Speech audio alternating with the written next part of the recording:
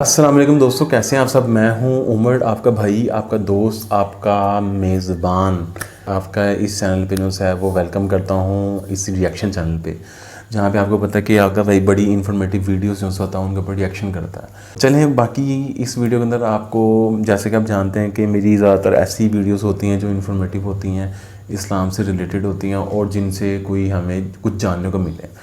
تو آج میں جس ویڈیو کے اوپر ریئیکشن کرنے والا ہوں یہ اگین انجینئر محمد علی مرزا صاحب کی ویڈیو ہے، بٹ اس ویڈیو میں بیسیکلی بات کی جا رہی ہے دماد نام کا کوئی شخص ہے جو نبی کریم صلی اللہ علیہ وسلم کو ملنے آیا۔ تو باقی اس کا میں ایگزیکٹ ٹائٹل جو ہے نا وہ پڑھ کے ہی بتا سکتا ہوں۔ اس میں ہے کہ وین دماد میٹ پروفٹ محمد صلی اللہ علیہ وسلم۔ تو دماد جو ہے، اب نہیں پتہ یہ کون ہے دماد، ویسے اردو میں ہم ذماد کہتے ہیں، تو اب آئیڈیا نہیں ہے، تو چلیں دیکھتے ہیں اس ویڈیو کو، اس کے بعد بتائیں گے، بلکہ پھر تو ہمیں پتہ چل ہی جائے گا، تو پھر اس کے بعد دیکھیں گے کہ اس میں کیا بات کی جا رہی ہے۔ پھر اس ویڈیو کو سٹارٹ کرتے ہیں اور اس کے بعد پھر بیٹھ کے باتیں کریں گے۔ اور اس حوالے سے صحیح مسلم میں ایک بڑی پیاری حدیث ہے کہ ایک شخص تھا جس کا نام تھا ضماد۔ ضماد تو نہیں، عربی میں ضماد کہیں گے، ضاد میم الف تا۔ دماد اس کے بارے میں مشہور تھا کہ وہ جن نکالا کرتا تھا۔ وہ مکے آیا کہیں تو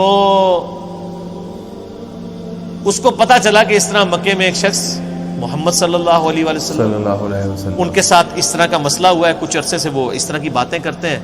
غار میں چند دن کے لیے گئے تھے، لوگوں نے پھر مشورہ کیا تو اس نے کہا کہ مجھے نبی علیہ السلام کے پاس یعنی محمد کے پاس لے چلو صلی اللہ علیہ وسلم۔ وہ آیا، اس نے بڑے یعنی اخلاقی انداز میں کہا کہ اے محمد، اگر آپ چاہیں تو میں آپ کا علاج کر سکتا ہوں، میں جنات کا، اسیب کا، اس طرح کا جو سایہ وغیرہ ہوتے ہیں میں اس کا علاج کرتا ہوں۔ استغفر اللہ۔ نبی علیہ السلام کو ہو سکتا ہے کبھی؟ آپ صلی اللہ علیہ وآلہ وسلم سے اس نے کہا کہ آپ بتائیں آپ کیا بیان کرتے ہیں، آپ کو کیا پرابلم ہے؟ تو آپ علیہ السلام نے چند الفاظ پڑھے، ان الحمد للہ نحمدہ ونستعینہ ونستغفرہ۔ بے شک تمام تعریفیں اللہ کے لیے، بے شک ہم اسی کی حمد کرتے ہیں، اسی سے مدد چاہتے ہیں، بے شک اسی کی طرف رجوع لاتے ہیں۔ وہی من یہدہ اللہ فلا مضل لہ، جسے اللہ گمراہ کر دے، جسے اللہ ہدایت دے دے، اسے کوئی گمراہ نہیں کر سکتا۔ ومن یضلل، اور جسے وہی گمراہ کر دے، فلا ہادی، پوری دنیا میں اس کو ہدایت نہیں دے سکتا۔ واشہد ان لا الہ الا اللہ وحدہ لا شریک لہ، بے شک، اور میں گواہی دیتا ہوں کہ اس اکیلے اللہ کے سوا کوئی معبود نہیں۔ بے شک، واشہد ان محمدا عبدہ ورسولہ، صلی اللہ اور علیہ محمد صلی اللہ علیہ وآلہ وسلم اس کے بندہ ہے خاص اور اس میں رسول۔ کوئی شک نہیں۔ اس کے اوپر ایسا روب طاری ہے، اس نے کہا یہ آپ نے کیا کلام پڑھا؟ دوبارہ پڑھے، دوبارہ پڑھا۔ اس نے کہا ایک دفعہ پھر سنا۔ ابھی قرآن تو پڑھا ہی نہیں تھا، صرف آپ نے اپنے خطبے کے الفاظ پڑھے۔ تیسری دفعہ جب اس نے سنا، اس نے کہا واللہ ایسا کلام میں نے کبھی نہیں سنا۔ واقعی آپ اپنا ہاتھ بڑھائے، میں آپ کے ہاتھ پہ بیعت کروں، قرآن میں ایسا اسلام کیوں کلام قبول کرتا ہوں۔ یہ صحیح مسلم میں حدیث ہے۔ تو وہ آیا علاج کرنے تھا، اپنا علاج اس فیلڈ کا ایکسپرٹ تھا۔ جس طرح آپ دیکھ لیں کہ جادوگروں نے اسلام قبول کر لیا تھا، ان کو پتہ چل گیا تھا کہ موسیٰ علیہ السلام جو کچھ کر رہے ہیں یہ جادو نہیں ہے، کیونکہ ہر ایکسپرٹ اپنی فیلڈ کو جانتا ہے۔ ایک ڈاکٹر کو پتا ہے کہ ڈاکٹر زیادہ سے زیادہ کیا کر سکتا ہے، اور اس کے سامنے کوئی ایسا ایکسپیرینس آ جائے وہ کہے گا یہ ڈاکٹری میں پاسبل نہیں۔ ایسے ہی ہے۔ جادوگروں کو بھی پتا تھا کہ جادوگر آنکھوں کا دھوکہ کرتے ہیں، یہ تو فزیکلی کر کے بتا رہا ہے یہ جادو نہیں۔ تو جادوگر جن کی بیس پہ فرعون اکڑا ہوا تھا وہ تو مسلمان ہو گئے، اس کے بعد تو فرعون کو ویسے ہی مسلمان ہو جانا چاہیے تھا، لیکن نہیں ہوا، ہدایت اس کی قسمت میں نہیں تھی۔ یہاں پہ بھی مشرکین عرب جو بار بار کہتے تھے اس پہ جنات کا اثر ہے، جو جنات کا ایکسپرٹ ہے وہ کہہ رہے کہ یہ جنات کا اثر نہیں ہے، اور وہ مسلمان ہو گیا۔ اس کے بعد گنجائش رہتی تھی کہ مشرکین عرب نبی علیہ السلام پہ ایمان نہ لاتے، نہیں، پڑھنا چاہے جس کو، لیکن وہ قسمت میں دیتا ہے ہدایت۔ اور لوگ کہتے ہیں کہ اللہ کے نبی زندہ تھے، لوگ پتہ نہیں کیوں نہیں بات مانتے تھے۔ آج اللہ کے نبی کی بات مان رہے ہیں لوگ؟ نہیں مانتے۔ وہ تو ان سے بہتر تھے، وہ کافر تھے، کم از کم ڈٹے تو ہوئے تھے نا۔ یہ مسلمان ہو کے اللہ کے نبی کی بات ماننے کے لیے کہتے کچھ ہیں، کرتے کچھ ہیں، دکھاتے کچھ ہیں۔ تو میں تو آج کل کے مسلمانوں کو دیکھتا ہوں تو مجھے اندازہ ہو جاتا ہے کہ واقعی یار ایک بندہ نبی کو مان کے بھی نبی کی نہ مانے وہ زیادہ گناہ گار ہے، تو یہ تو بڑا مسئلہ ہے، اور ایک بندہ نبی کو مان ہی نہیں رہا وہ اس کی نہ مانے تو وہ چھوٹا مسئلہ۔ ایسے ہی ہے۔ یہ جو آج کہہ رہے ہوتے ہیں نہ نا مانے کاش تیرے زمانے میں ہوتا تو میں تیرے قدموں سے لپٹ جاتا, کبھی میں تیری جوتیوں کا تسمہ ہوتا, یہ کچھ ہوتا, میں کہنا رفع دین پھر بھی نہ تو شروع کرتا, تو کہنا من لوگ کہیں گے کہ یار ایک مکھیاں میں مارنا ہے. یعنی جو اتنا بزدل ہے آج کے دور میں کہ وہ اپنے نظریات کو قرآن و سنت پڑھ کے چینج کرنے کے لیے تیار نہیں ہے, تو وہ ابو جہل ہی ہوتا. یہ ضروری نہیں ہے کہ تیرے ہوتے جنم لیا ہوتا تو ابو بکر عمر عثمان و علی ہوتا رضی اللہ عنہ مجمعین, نہیں, اہم ممکن ہے کہ ابو جہل ہوتا, عبداللہ ابن ابی ہوتا. یہ بات کرنا بڑا آسان ہے, تیرے ہوتے جنم لیا ہوتا. آزما کے دیکھ لینا. یہ ساری کہانیاں ہیں میرے بھائی, یہ بڑا مشکل کام ہے. یہاں پہ آپ دیکھ لیں نبی علیہ السلام کے کارٹون بنتے ہیں تو جنہوں نے داڑیاں نہیں رکھی سب سے پہلے وہ آ کے بینک توڑتے ہیں, شیشے توڑتے ہیں, گاڑیوں کو آگ لگاتے ہیں عشق رسول کے نام پہ. انہی کو کہتے ہیں کہ یار داڑھی رکھ لو, نال ہی ٹھوس.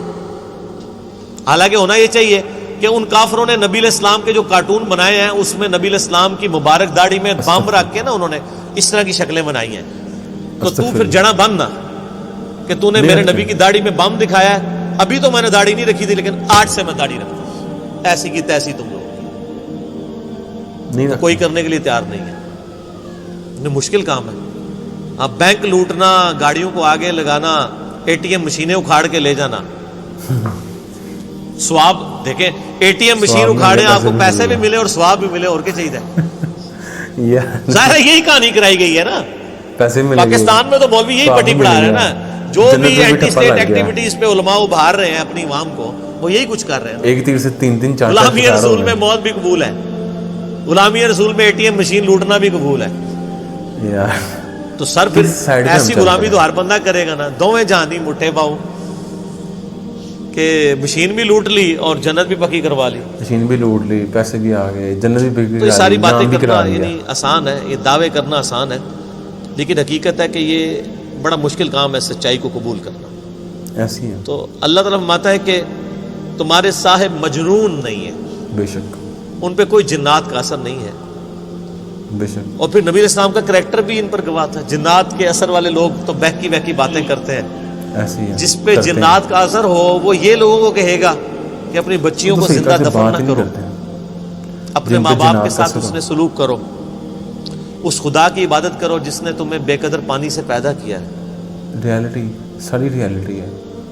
اس طرح کی اخلاقی اقدار جس پہ جنات کا اثر ہو تو اس طرح کی باتیں تو نہیں کرتے. پھر سورہ یونس میں اللہ تعالیٰ شروع میں آیت نمبر 14, 15, 16 میں آپ کو ملے گا, اللہ تعالیٰ فرماتا ہے کہ یہ کہتے ہیں کہ اے نبی ان سے فرما دو اگر اللہ نہ چاہتا تو میں کبھی قرآن تم پہ نہ پڑھتا. اور یہ کافر کہتے ہیں کہ نبی اس قرآن کو بدل دو یا کوئی اور قرآن لے آؤ, یعنی یہ تو بہت سخت قرآن ہے. اے نبی تم فرماؤ کہ مجھے کوئی حق حاصل نہیں کہ میں اپنی مرضی سے اس قرآن کو بدل دوں, میں تو خود اس وحی کا پابند ہوں جو اللہ کی طرف سے میری طرف آتی ہے, اللہ تعالیٰ کی طرف سے آ رہی ہے, اس کے پابند. قل انی اخاف ان عصیت ربی عذاب یوم عظیم. اے نبی یہ بھی فرما دو کہ بالفرض اگر میں بھی اپنی خواہش نفس سے کچھ ایسا معاملہ کرتا ہوں, اپنے رب کی نافرمانی کرتا ہوں, تو میں بھی ڈرتا ہوں کہ بڑے دن کا عذاب مجھے بھی آ پکڑے گا. اس سے زیادہ اور کس طریقے سے آپ کو بات سمجھائی جاتی کہ قرآن میں یہ آیت 3 دفعہ ریپیٹ ہوئی ہے, سورہ یونس میں, سورہ الانعام میں اور سورہ الزمر میں. قل انی اخاف ان عصیت, اے نبی تم فرماؤ مجھے تو خود خوف لگا ہوا ہے کہ بالفرض اگر میں نے بھی اپنے رب کی نافرمانی کی تو بڑے دن کا عذاب مجھے بھی آ پکڑے گا. ایسی نہیں, اتنی سخت ہے یہ آپ کے بابا ہی ہیں جو کہتے ہیں کہ ہمارا مرید ہوا تو ہم تو اس وقت تک جنت میں نہیں جائیں گے, حالانکہ وہ بابے خود نماز پڑھ رہے ہوتے ہیں نا, ان کے مرید نماز پڑھ رہے ہوتے ہیں. اس کو کہتے ہیں جتھے سی جانا ہوتے تھانوں بھی لائے نماز کا پوچھے کہتے ہیں مدینہ شریف پڑھتے ہیں. ان سے کہیں کوئی ضعیف حدیث دکھا دیں کہ نبی علیہ السلام جب مکے میں تھے تو مدینے آ کے نماز پڑھتے تھے, اور جب مدینے میں تھے تو مکے جا کے نماز پڑھتے تھے. کہیں پہ بھی نہیں. کہانیاں, اور بلکہ میں نے اس کہانی کی تو وہ انجینئرنگ کی ہے کہ صحیح مسلم میں حدیث ہے کہ نبی علیہ السلام نکلے تو بنو سلمہ کے کچھ لوگوں کو دیکھا مدینہ شریف میں, وہ کھڑے ہوئے تھے. آپ فرمایا کیوں کھڑے ہو یہاں پہ؟ تو کہا یا رسول اللہ ہم ذرا دور رہتے ہیں تو مسجد نبوی میں آتے ہوئے ہمیں ٹائم کافی زیادہ لگ جاتا ہے, تو ہم نے ارادہ کیا کہ ہم مسجد نبوی کے قریب شفٹ ہو جائیں. تو آپ نے فرمایا جو اتنے قدم چل کے آتے ہو تمہیں ثواب ملتا ہے. بے شک ایسے ہی ہے. ان کے یا رسول اللہ لیٹ ہو جاتے ہیں, پہنچنے میں تکلیف ہوتی ہے. تو آپ فرمایا ہر قدم پہ ثواب ملتا ہے. تو انہوں نے پھر مسجد نبوی کے قریب شفٹ ہونے کا ارادہ ترک کر کے اپنے انہی علاقوں میں رہے, صرف اس وجہ سے کہ جتنے قدم چل کے آئیں گے ثواب ہوگا. ایسے ہی ماشاء تو اللہ. میرا ایک معصومانہ سوال ہے کہ بزرگ تو اڑ کے یہاں سے مدینے پہنچ جاتے ہیں, وہ بنو سلمہ والے صحابہ جو کہتے ہیں ایک ادنا صحابی دی بھی پیراں دی خاک نہیں ہوندا ولی, ولی تے اڑدا پھردا ہے مکھی مچھر آر, اور صحابی وہ بیچارہ شفٹ ہو رہا ہے مدینے کے قریب. کہانیاں سوچ کے آتا ہم کیسے معاشرے میں رہتے ہیں, کیونکہ یہ صحیح مسلم شریف ہے, وہ بزرگ شریف ہے. ایسے ہی بزرگ. اور اگر کوئی کہتا ہے نہیں وہ آپ کو سمجھ نہیں آیا تو لے آؤ بابا کوئی اڑ کے دسے. کیسی بات ہے یار, سب کہانیاں ایسی انہوں نے کہا لیا بابا تو میں یہ انہوں نے دین کو بگاڑ کے پیش. پیش کیا ہوا. کتابوں کا دین اور ہے, بابوں کا دین اور. اللہ تعالیٰ فرماتا ہے کوئی تمہارے نبی کے اوپر جنات کا اثر نہیں ہے, یہ تو تعلیمات بتا رہی ہیں. اچھا جی, تو یہ ہمارا ریئیکشن تھا انجینئر محمد علی مرزا صاحب کی ویڈیو کے اوپر, اور اس میں بیسیکلی جو سا وہ بتایا گیا تھا دماغ کا. آپ نے دیکھا کبھی ایسا ہوا ہے کہ ایک شخص جو ہے وہ اپنا علاج, مطلب کہ وہ کسی کا علاج کرنے جائے اور اللہ تعالیٰ کی محبت کا لیول چیک کریں کہ اس کا اپنا علاج ہو گیا؟ تو یہ اللہ تعالیٰ کی خاص رحمت ہوتی ہے. اور میری بات میں یاد رکھنا, اللہ تعالیٰ ہمیشہ ان لوگوں کو دین کی سمجھ عطا کرتا ہے جو دین کی راہ میں کوشش کرتے ہیں. ایسے تھالی میں پروس کے آپ کو کبھی بھی دین نہیں ملے گا.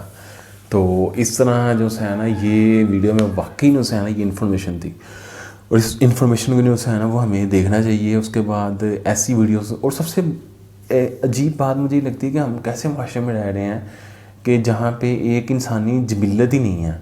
میری جبلت نہیں ہے کہ اب میری انسٹنکٹ ہے نا, لیکن میری ایک جبلت ہے, اور میری جبلت میں نہیں ہے کہ میں ایسے کہ ہاتھ ماروں اور میں اڑ جاؤں. تو اللہ تعالیٰ نے میری جبلت میں نہیں رکھا. اور ہاں مجھے اڑنے کے لیے کچھ اسباب چاہیے ہوں گے, مجھے کوئی چیز چاہیے ہوگی جسے میں اڑوں, جیسے ہیلی کاپٹر, پیراشوٹ, یا کوئی بھی ایسی ویسی چیز جو سی ہے.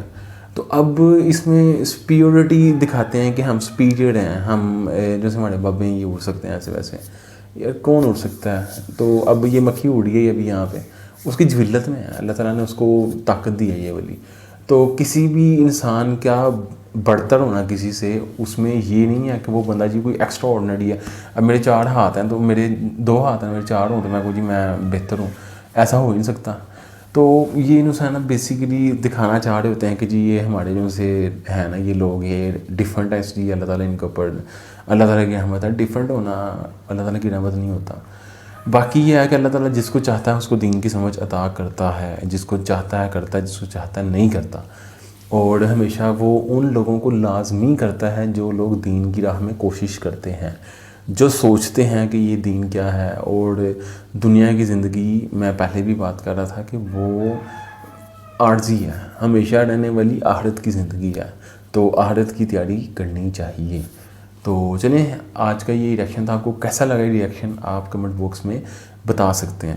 اور یار میرے اس چینل کو سبسکرائب کر دیں, ویڈیو کو لائک کر دیں. اور آلموسٹ میں آپ کو ایک بات بتاؤں, 60% ایسے لوگ ہیں کہ جو آتے ہیں, آ کے ویڈیوز کو دیکھتے ہیں اور جو ہے وہ چلے جاتے ہیں. تو یار کم از کم سبسکرائب کر دو تاکہ اگر میں دوبارہ سے ویڈیو ڈالوں تو وہ آپ تک پہنچ جائے. تو آلموسٹ 60-65% ایسے لوگ ہیں جو آتے ہیں, ویڈیو کو دیکھتے ہیں اور چلے جاتے ہیں. تو یار کائنڈلی سبسکرائب کر دیا کرو تاکہ آپ کو میری ویڈیوز ملتی رہیں. تو دوبارہ ملاقات ہوگی ایسی ہی انفارمیٹیو ویڈیو سے, تب تک کے لیے اپنے بھائی کو اجازت دیں. اللہ حافظ.